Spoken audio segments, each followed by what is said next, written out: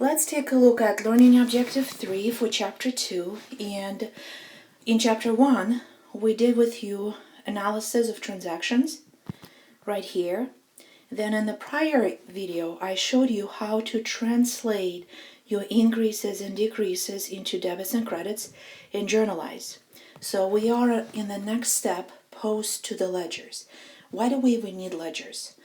Well, ledgers are an entire group of accounts or folders that is maintained by the company. And why is it needed? We need balances for each of the accounts.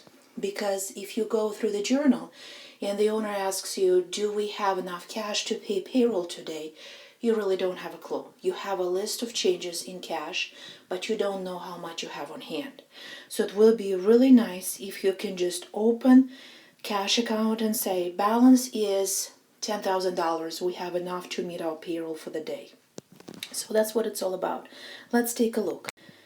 Okay, so I really like this slide because it's pretty easy to follow. You have a snippet of your general journal right here with the first transaction we just did and two general ledgers. So where do we start? First, you'll have to open up the first cash ledger.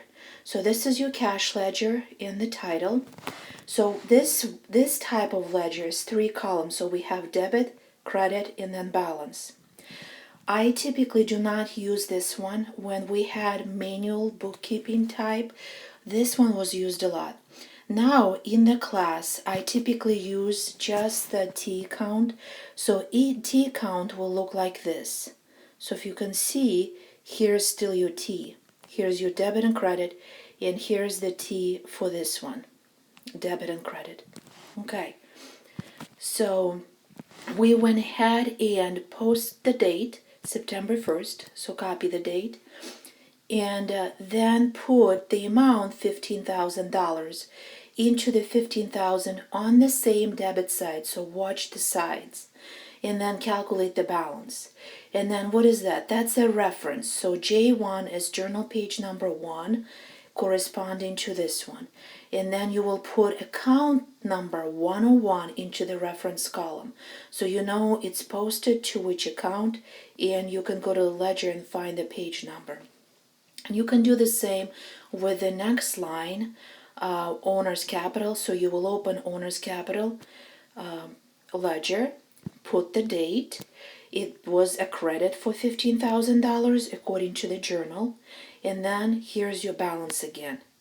You reference the page number and you reference the account number. So there's no thinking involved whatsoever in here. So it's more like journal says, and you copy the information from the journal to the ledger.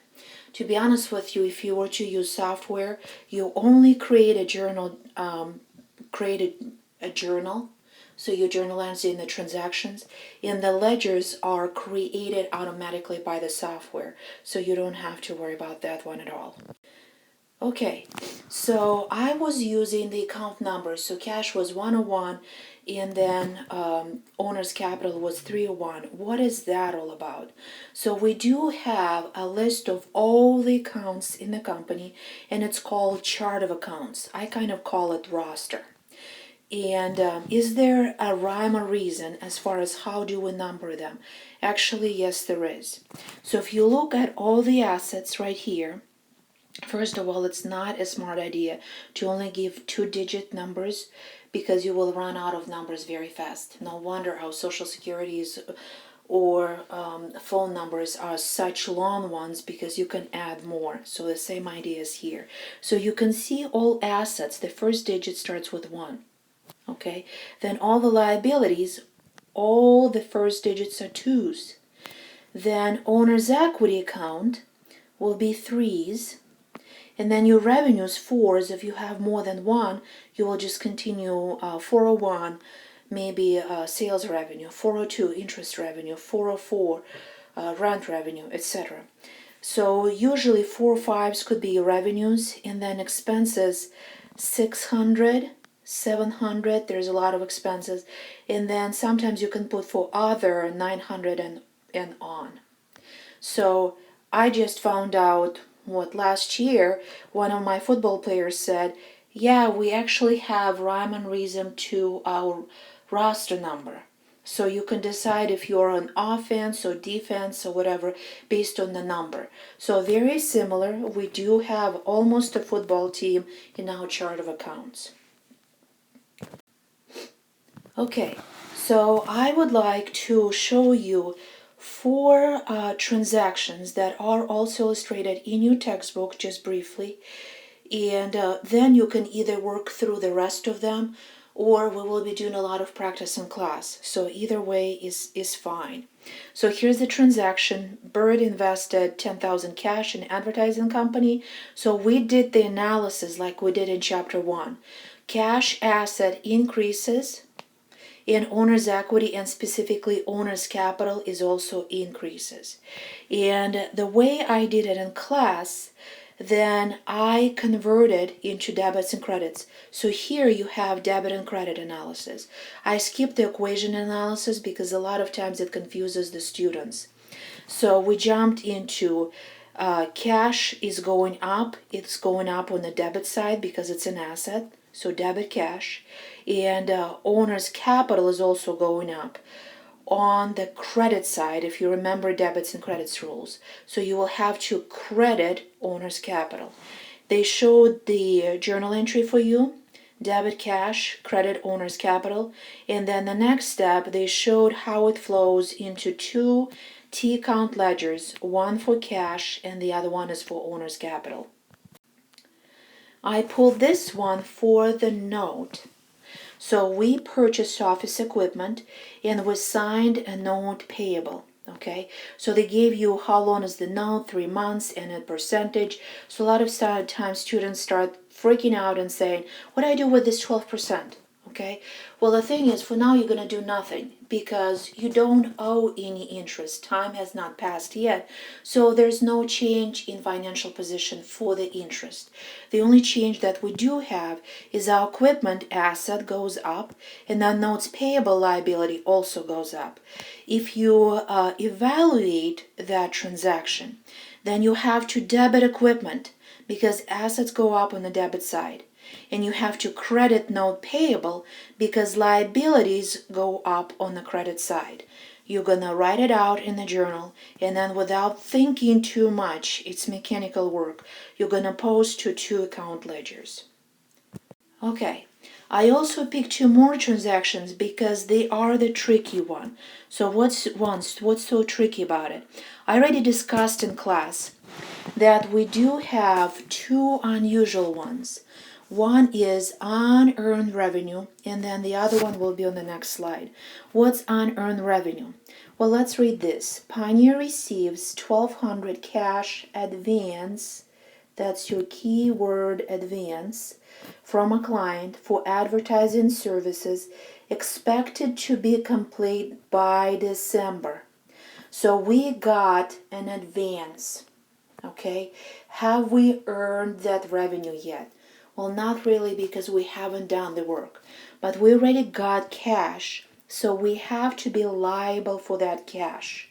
So cash and asset goes up, it's got to be on the debit side, right? And then unearned service revenue, it is a liability, even though it doesn't have the word payable in it, is going up as well. So liabilities goes up on the credit side.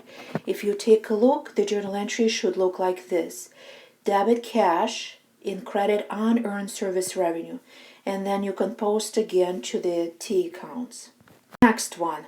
The next hard one is for prepaid asset. What do we have here? Pioneer pays $600 for 1-year insurance policy that will expire next year. So we prepaid, okay? If we prepaid, we have a prepaid insurance. It's an asset. If we have an increase in asset, it must be debited. So here's your DR for a debit. And then we paid cash, which is also an asset, but it's a decrease. So you have to credit cash for the same amount. write it up as a journal entry. Make sure to put debits first, so prepaid insurances first, and then cash indented to the right because it's a credit. And then go ahead and post it to T accounts.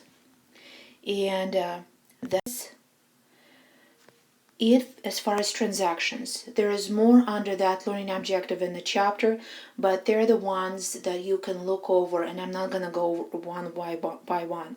So what will it look like? Here's your journal, nice and clean, okay, when you're done. All the, well, it's, okay, and here's all the ledgers. Okay, so these are 3 columns, as I said. If they were to be T accounts, I'm going to go ahead and draw one of the T's here real quick. So here's a T for cash, right? And you would have calculated the ending balance. It should be normal. Add up all the debits, add up all the credits, take the difference and put it on the heavier side. Hopefully it will be on the debit side because that's where the normal side is. Otherwise, if it ends up a credit, that means you have negative cash. You overdrew your account. So in this case, they put balances in red so that they can be seen. So all ending balances at the end of October are in red. And in the next video, I'll show you what do we do with that information.